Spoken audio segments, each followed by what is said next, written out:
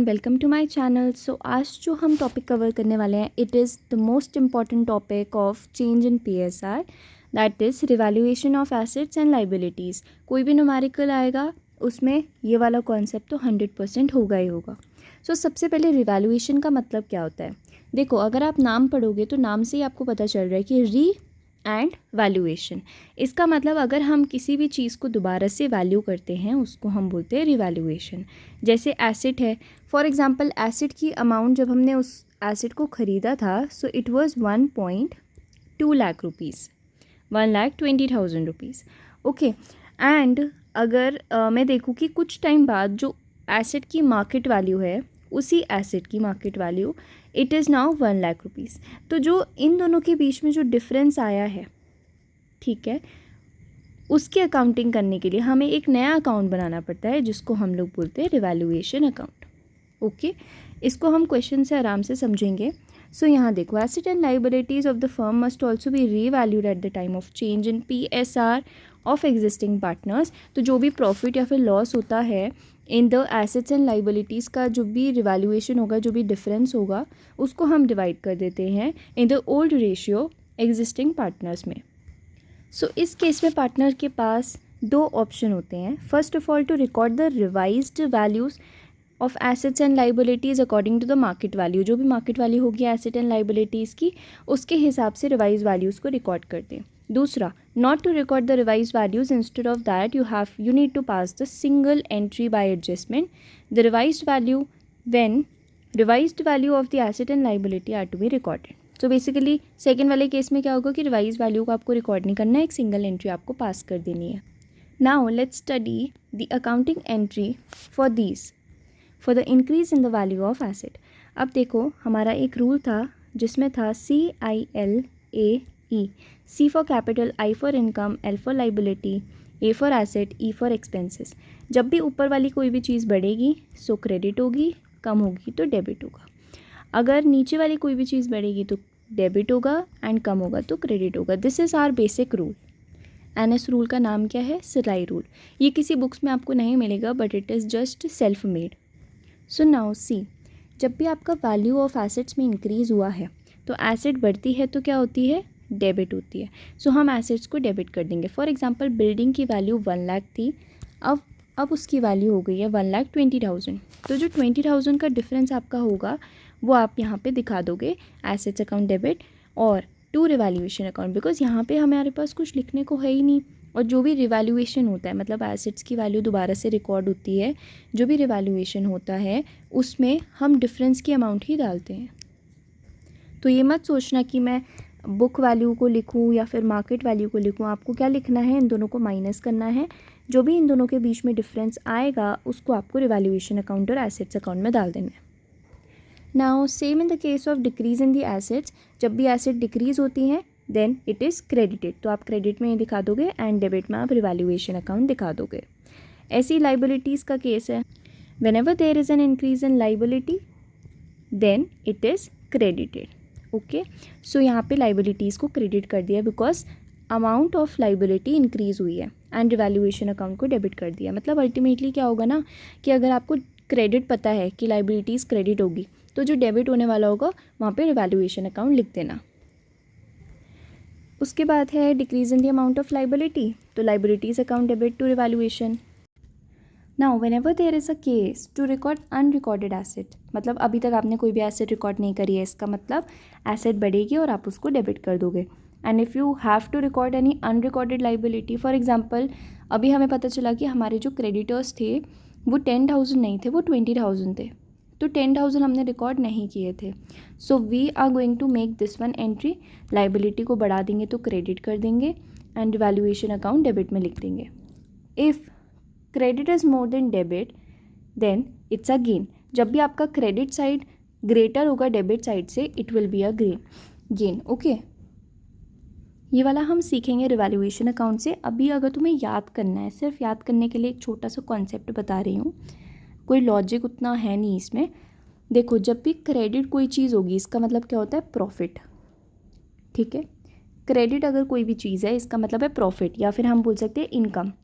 कोई चीज़ क्रेडिट कब होती है? या तो वो इनकम होगी और बढ़ेगी, ठीक है, या फिर प्रॉफिट बढ़ेगा, तो उस केस में तुम्हारा credit side is greater than the debit side, then you can say that the situation is of gain. ठीक है, गेन की सिचुएशन है। जब भी गेन की सिचुएशन होगी तो आप क्या करोगे, रिवैल्यूएशन अकाउंट में जो भी बैलेंसिंग फिगर आएगा, बैलेंसिंग फिगर जो भी मतलब आएगी, उसको आप पार्टनर्स के कैपिटल अकाउंट में डिवाइड कर दोगे इन द ओल्ड रेशियो। ठीक है, ये सब ओल्ड पार्टनर्स को ही मिलेगा। And same is if the debit side is more, debit का मतलब क्या होता है, एक्सपेंसेस होता है एंड लॉसेज होता है। ठीक है, तो इसका मतलब समझ लो कि आपके जो लॉसेज हैं they are greater than the profits, तो आपका नेट लॉस होगा। एंड नेट लॉस को आप पार्टनर्स के कैपिटल अकाउंट में डिवाइड कर दोगे। बट यहाँ पे पार्टनर्स का कैपिटल अकाउंट क्रेडिट क्यों हुआ है, क्योंकि पार्टनर का कैपिटल अकाउंट बढ़ रहा है। Whenever capital increases it is credited, C for capital, C for credit. और जब भी तुम्हारा पार्टनर्स कैपिटल डिक्रीज होगा देन डेबिट, तो partners capital D for decrease, D for debit. Now there are some of the expenses of the reconstitution of the firm, मतलब जब हम firm को बनाते हैं दोबारा से, कैसे, पहले तो फॉर एग्जांपल जो PSR था वो 1:1 था, अब जो PSR हो गया है वो 2:1 हो गया है। तो ये रिकॉन्स्टिट्यूशन करने के चक्कर में कुछ ना कुछ एक्सपेंसेस पार्टनर्स को करने पड़ते हैं। तो first of all when expenses या फिर remuneration is paid to the partner. ठीक है, तो पार्टनर्स के पास कुछ ना कुछ पैसा आएगा, so partners capital account credit हो जाएगा एंड रिवैल्यूएशन अकाउंट डेबिट हो जाएगा। Okay, when the expenses are paid by partner, जब भी एक्सपेंसेस पार्टनर पे करता है, सो पार्टनर का capital account debit to cash, क्योंकि पार्टनर अपने कैपिटल अकाउंट से पैसा दे रहा है तो उसका कैपिटल अकाउंट क्या हो रहा है, कम हो रहा है। ठीक है, so it will be debited and cash उसके पास से जा रहा है तो टू कैश, यहाँ पे रिवैल्यूएशन अकाउंट का आपका यूज़ नहीं हुआ है, आपको ये वाली एंट्री याद रखनी है। उसके बाद है when the expenses are paid by the firm.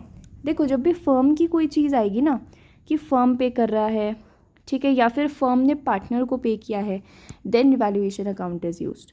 But यहाँ पे तो देखो फर्म का कोई लेना देना ही नहीं है, क्योंकि डायरेक्टली पार्टनर ने तुम्हारा पे कर दिया है एक्सपेंसेस। ठीक है, तो फर्म का कोई इसमें लेना देना इतना है नहीं, इस वजह से यहाँ पे रिवैल्यूएशन अकाउंट का यूज़ नहीं हुआ है। फिर है when the expenses are paid by the firm, जब भी एक्सपेंसेस फर्म पे करती है तो रिवैल्यूएशन अकाउंट डेबिट करना टू कैश और बैंक अकाउंट। अब आता है format of revaluation account. So यहाँ पे एक छोटी सी ट्रिक है कि जो रिवैल्यूएशन की जो डेबिट साइड है, this is the debit side and this is the credit side. Debit side में कौन कौन सी चीज़ें आएंगी, अगर आपकी एसेट की वैल्यू डिक्रीज़ हो रही है एंड आपकी लाइबिलिटीज़ की वैल्यू इंक्रीज़ हो रही है, then you are going to write it in the debit side of revaluation account. Okay, चलो मैं एक वो भी सिखा देती हूँ कि आप कैसे लेजर पोस्टिंग करते हो। देखो, जैसे फॉर एग्जांपल यहाँ पे एसेट की वैल्यू इंक्रीज़ हो रही है, ठीक है, या फिर चलो डिक्रीज़ वाली देख लेते हैं। Yes, okay, I have erased all. ये वाली एंट्री देखो, revaluation account debit to assets, हम इसको इस वाले पेज में लिख लेते हैं, revaluation account debit to asset, यही थी ना। अब देखो एसेट क्रेडिट हो रखा है, ओके, एंड रिवैल्यूएशन की डेबिट साइड, क्योंकि अभी हम रिवैल्यूएशन अकाउंट बना रहे हैं तो रिवैल्यूएशन की डेबिट साइड देखो, दैट इज़ ये रिवैल्यूएशन है, इसकी डेबिट साइड में what we are going to write, we are going to write this to assets. ठीक है, हम ये लिखने वाले हैं, तो आंसर क्या आ जाएगा, ये। ठीक है, यहाँ पे आपकी लेजर पोस्टिंग इसकी हो गई। वैसी जितनी भी सारी आपकी एंट्रीज होगी आप ऐसे ही करोगे। So now the entry is asset account debit to revaluation account. इसका मतलब क्या हो रहा है कि रिवैल्यूएशन की credit side, you have to see revaluation की क्रेडिट साइड, क्या करना है, एसेट को डेबिट करना है। तो क्या हम एसेट अकाउंट डेबिट लिखते हैं, नहीं, अगर हमें डेबिट लिखना होता है so we are using by, ठीक है, फॉर राइटिंग डेबिट। तो ऐसे करके हमारी सारी एंट्रीज यहाँ पे आ जाएंगी, जितनी भी सारी चीज़ें होंगी। बट याद रखना, if the expenses are paid directly by the partner तो उसमें revaluation account is not used.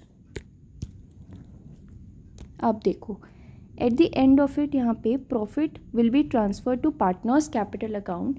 तो फॉर एग्जांपल यहाँ का टोटल आपका है, लॉस हटा दो अभी, यहाँ का टोटल आपका है 2 लाख रुपीज़ एंड यहाँ का टोटल आपका है 1.5 लाख। ठीक है, सो आपका 50,000 का क्या आ रहा है, डिफरेंस आ रहा है। सो 50,000 हेयर विल बी डिवाइडेड, जितने भी पार्टनर्स हो गए उनके बीच में, इन द ओल्ड रेशियो। ठीक है. So this is the concept of revaluation account. This is the question here, but it's a full fledged question. So इसको हम अनदर वीडियो में कंप्लीट करेंगे. I hope that you are getting it. कुछ नहीं आएगा तो कमेंट सेक्शन में पूछ लेना एंड अपने फ्रेंड्स को भी ये शेयर करना. Thank you.